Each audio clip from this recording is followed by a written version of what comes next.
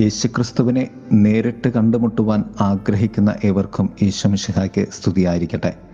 തിരുസഭ മാതാവ് ഇന്ന് നമുക്ക് നൽകുന്ന വചനധ്യാനം യോഹന്നാന്റെ സുവിശേഷം 1-ാം അധ്യായം 43 മുതൽ 51 വരെയുള്ള വാക്യങ്ങളാണ്. 3 കാര്യങ്ങളാണ് സ്നാപകന്റെ ശിഷ്യന്മാരോട് ഇന്നലെ കർത്താവ് സുവിശേഷത്തിൽ പറഞ്ഞത്. എന്താണ് നിങ്ങൾക്കാവശ്യം? വന്നു കാണുക, എന്നെ അനുഗമിക്കുക എന്ന്. ഇന്നത്തെ സുവിശേഷത്തിലും ഫിലിപ്പോസ് നഥാനിയേലിനോട് പറയുന്നത് ഇതുതന്നെയാണ്.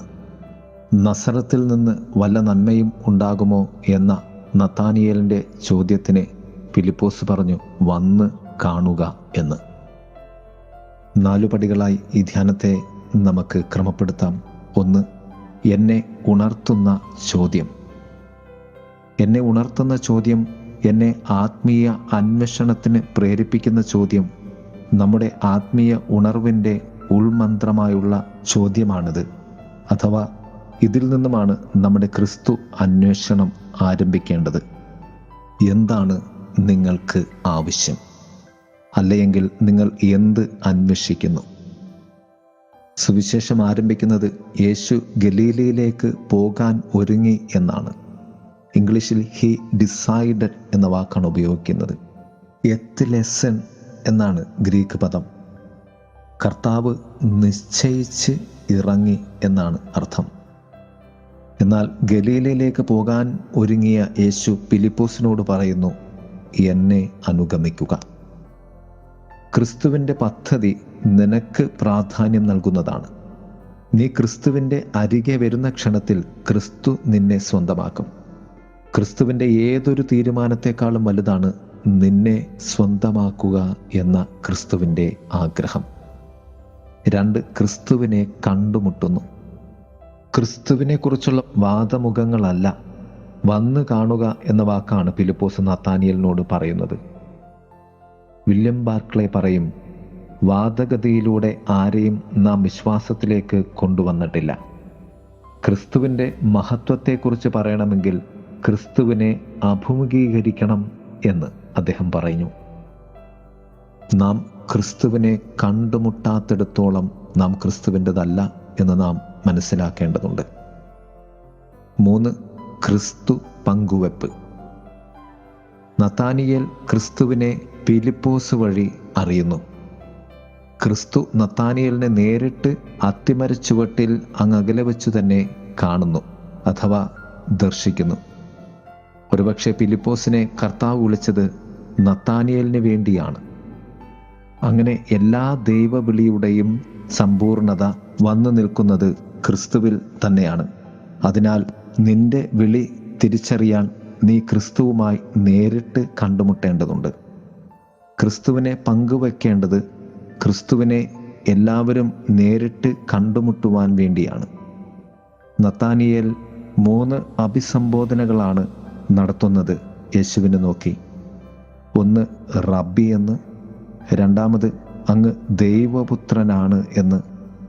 3, ഇസ്രായേലിൻ്റെ രാജാവാണ് എന്ന്. അതിന് കാരണം നഥാനിയേൽ യേശുവിനെ കാത്തിരുന്നു, യേശുവിനെക്കുറിച്ച് ധ്യാനിച്ചു, പഠിച്ചു എന്നാണ് അർത്ഥം. യേശുവിനെ പങ്കുവയ്ക്കുവാനും യേശുവിൽ പങ്കുവയ്ക്കപ്പെടുവാനും നാം ക്രിസ്തുവിനെ വ്യക്തിപരമായി അറിയേണ്ടതുണ്ട്. 4, ക്രിസ്തു പ്രതികരണമാണ്. യേശുനാഥൻ നഥാനിയേലിനോട് പ്രത്യുത്തരിക്കുന്നത് അവൻ്റെ സംഭാഷണത്തിന് മറുപടിയായാണ്. നഥാനിയേൽ പറഞ്ഞു, അങ്ങ് ദൈവപുത്രനാണ്, ഇസ്രായേലിൻ്റെ രാജാവാണ്. കർത്താവ് പറഞ്ഞു, ഇതിനേക്കാൾ വലിയ കാര്യങ്ങൾ നീ കാണും. സ്വർഗം തുറക്കപ്പെടുന്നതും ദൈവദൂതന്മാർ കയറിപ്പോകുന്നതും മനുഷ്യപുത്രൻ്റെ മേൽ ഇറങ്ങി വരുന്നതും നിങ്ങൾ കാണും. നഥാനിയേലിലൂടെ വലിയ രഹസ്യങ്ങൾ ലോകത്തോട് കർത്താവ് പറയുകയാണ് ചെയ്യുന്നത്. നമ്മുടെയൊക്കെ ജീവിതത്തിൻ്റെ അർത്ഥവും ദൈവവിളിയുടെ അർത്ഥവും വിശ്വാസത്തിൻ്റെ അർത്ഥവും നമ്മിലൂടെ ദൈവത്തിൻ്റെ വലിയ സത്യങ്ങൾ ലോകത്തോട് പങ്കുവയ്ക്കപ്പെടുവാൻ വേണ്ടി തന്നെയാണ്. ദൈവം നമ്മെ സമൃദ്ധമായി അനുഗ്രഹിക്കട്ടെ. ആമേൻ. ഇത്രത്തോളം എന്നെ മാനിപ്പാൻ, ഇത്രമാത്രം എന്നെ സ്നേഹിപ്പാൻ, ഇത്രത്തോളം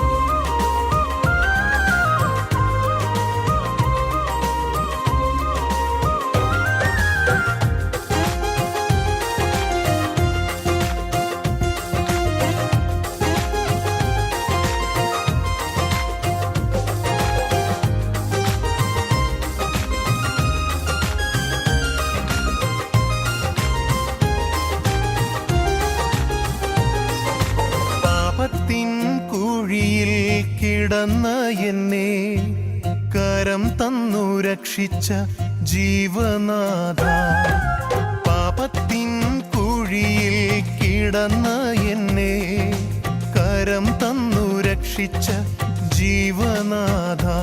ഒന്നിനും യോഗ്യനല്ലേ ഞാൻ, എല്ലാം നിൻ കൃപ മാത്രമേ. ഒന്നിനും യോഗ്യനല്ലേ ഞാൻ, എല്ലാം നിൻ കൃപ മാത്രമേ. നിൻ കൃപ മാത്രമേ, കരുണ മാത്രമേ,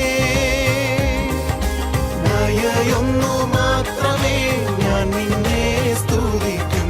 ദയയൊന്നു മാത്രമേ ഞാൻ നിന്നെ സ്തുതിക്കും. ഇത്രത്തോളം എന്നെ മാനിപ്പാൻ, ഇത്രമാത്രം എന്നെ സ്നേഹിപ്പാൻ, ഇത്രത്തോളം എന്നെ മാനിപ്പാൻ, ഇത്രമാത്രം എന്നെ സ്നേഹിപ്പാൻ.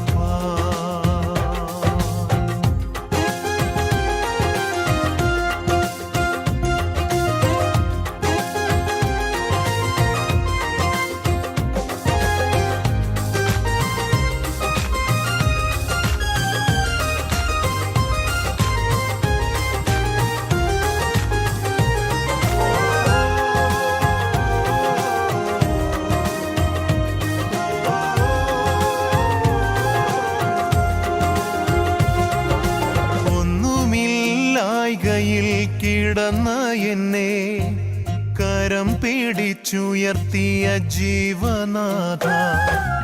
ഒന്നുമില്ലായ്കയിൽ കിടന്ന എന്നെ കരം പിടിച്ചുയർത്തിയ ജീവനാഥ. പുകഴുവാൻ ഒന്നുമില്ലെന്നിൽ, എല്ലാം നിൻ കരുണ മാത്രമേ. പുകഴുവാൻ ഒന്നുമില്ലെന്നിൽ, എല്ലാം നിൻ കരുണ മാത്രമേ.